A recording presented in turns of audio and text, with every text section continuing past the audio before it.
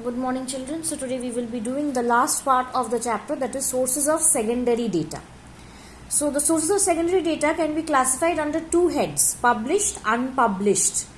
Published sources, there are a number of national, government, semi-government and private organizations and also international agencies which collect statistical data in different fields like national income, population, prices, employment, wages, export, import, etc. So I have already discussed with you why they are saying national level organizations and international agencies. I have already said that World Bank, it is an international agency. They provide such data. Even if you go to their website, websites, you can see such data. Okay. Then RBI, it is a national level organization. Okay. So that also provides such data in their websites. Okay. So these national and international agencies, they collect the statistical data in different fields and they publish it in their website for us, for investigators to use it. These reports are published at regular basis, that is annual, quarterly, monthly, fortnightly and so on. So these data, as the data are also changing every day, so the data are published in their websites every day. Okay, it's been updated every day for the investigators.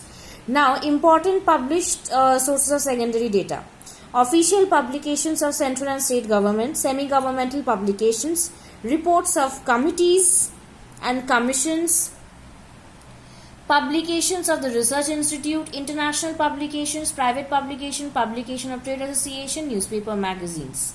Okay, so now we will be starting with the first point: official publication of central and state government.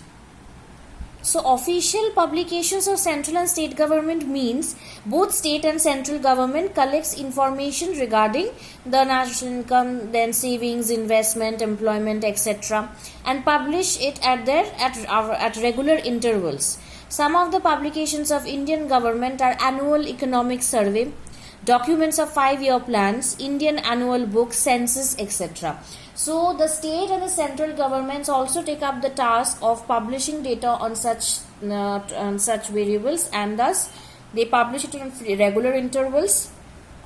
Few of the publications name you have to remember: semi-government publications, organizations like municipalities, district boards and others also publish reports on birth rate, death rate, education, sanitation and many other related fields. Obviously, semi-government district level data will not be on national income, right?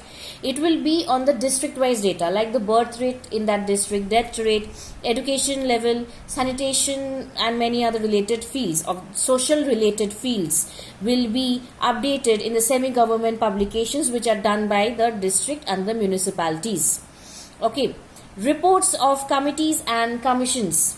Central or state government sometimes appoints committee and commissions on matters of great importance.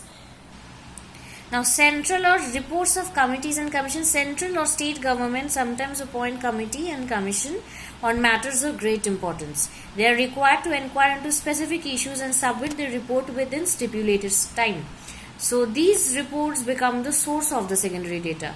For example, the Narasimha committee report or pay commission report. So that is the central or the state government sometimes appoints committees regarding matters of great importance of the economy. Now what does this committee do? The committee now collects data, works on it and submits a report to the state and the central government. Okay, and that reports are used as a source of secondary data. For example, Narasimha committee or the pay commission committee. You can use these for examples. Next is publications of the research institute. Many research institutes are engaged in academic research work and provide important sources of data.